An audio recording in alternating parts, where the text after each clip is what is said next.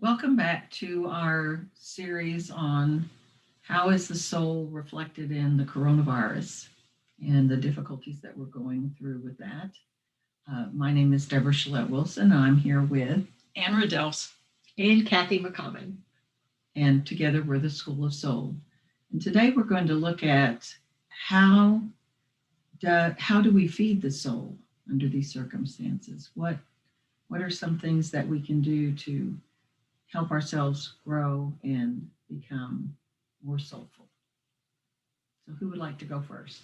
Well, when I think of feeding the soul, the first thing that comes to mind is authenticity. Being emotionally authentic, being true about our thoughts.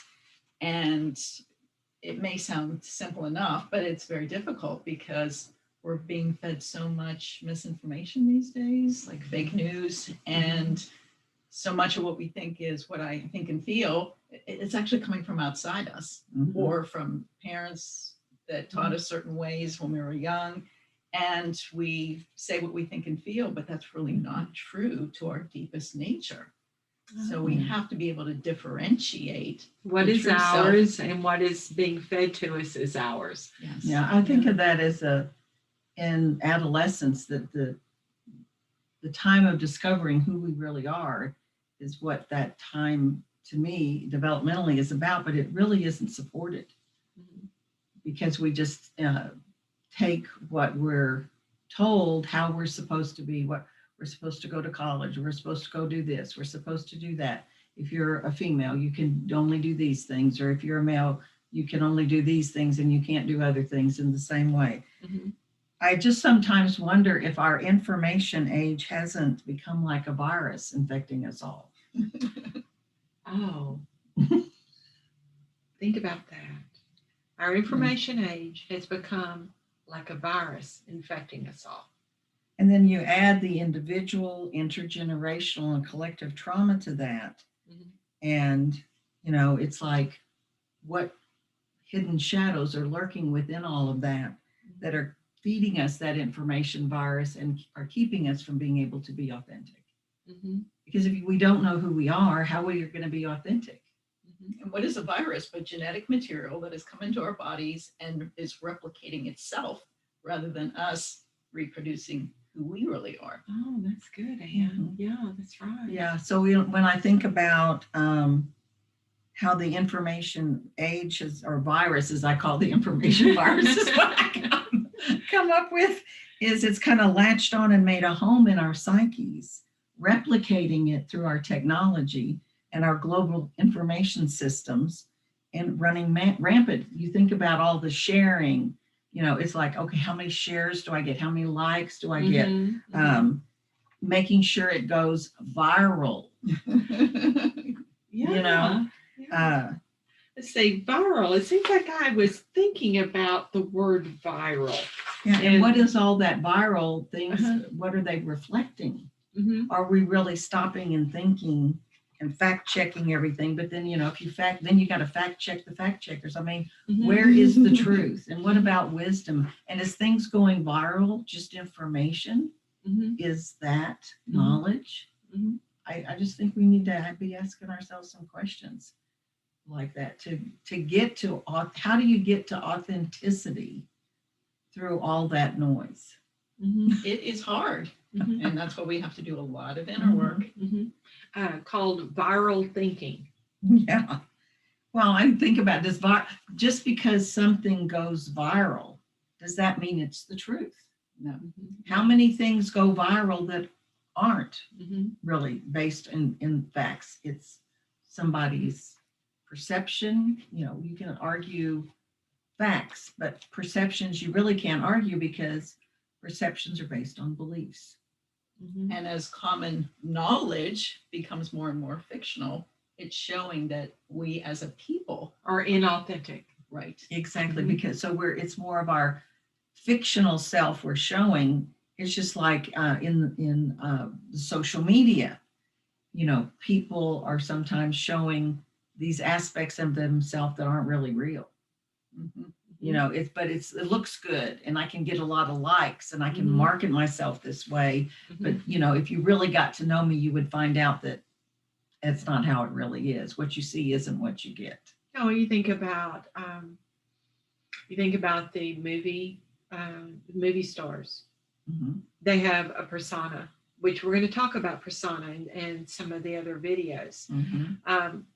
How much of ourselves are like that? How much are we creating this person that we want everyone to like and love, and it's not really who we really are. I mean, not that we're not likable and lovable, but there's all these parts of us. We don't need to always be likable and lovable, because there's parts of us that are not likable and lovable.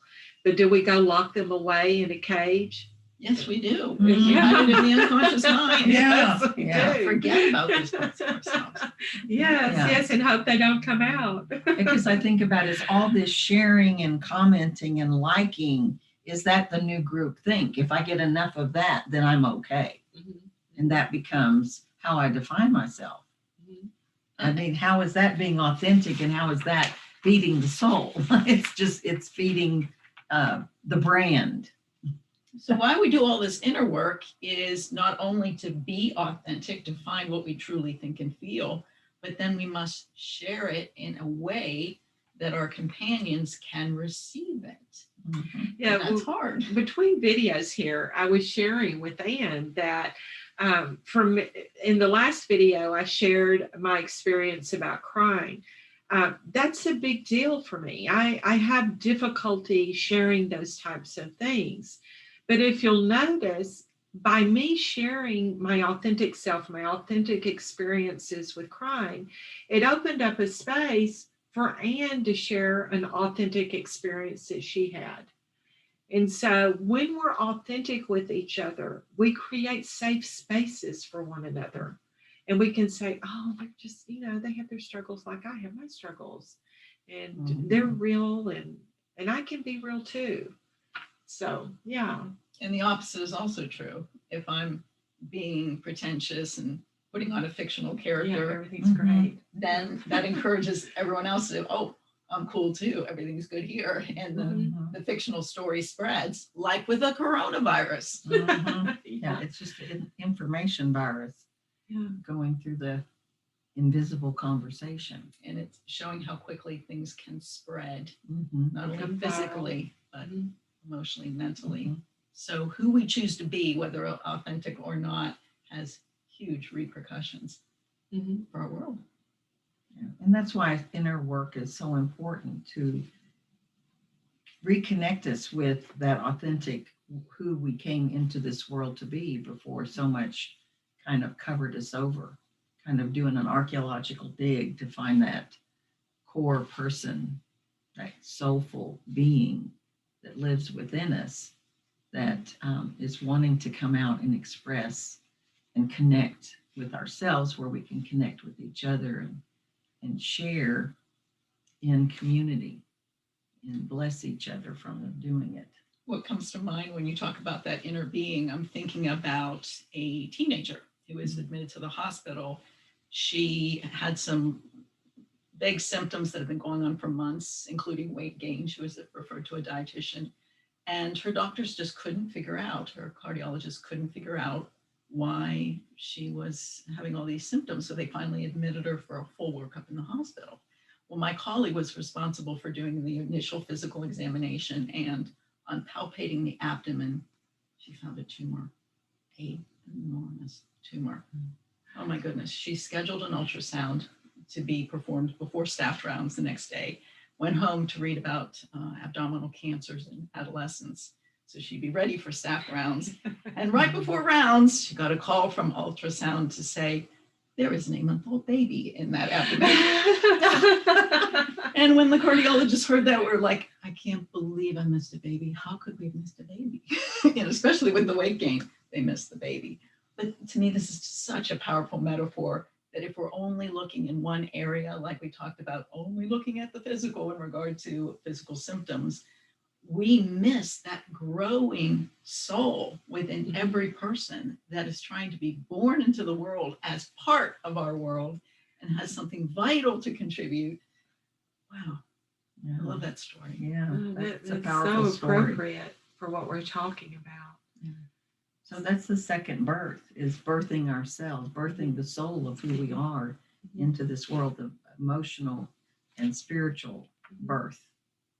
Yeah, remember there's a baby in there. Yeah.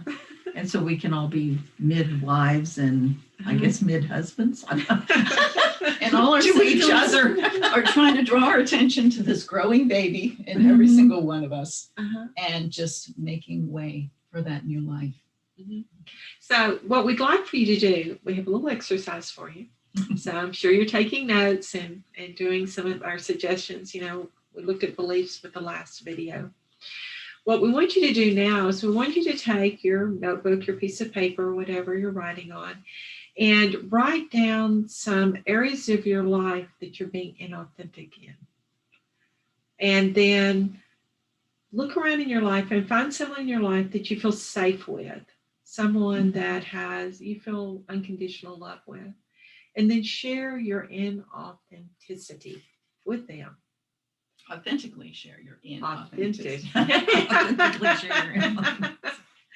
And then perhaps, Just a little exercise. yeah, perhaps like what happened with Ann and I, perhaps the person that you will share with will also feel safe enough with you to share something about themselves that they haven't felt safe to share.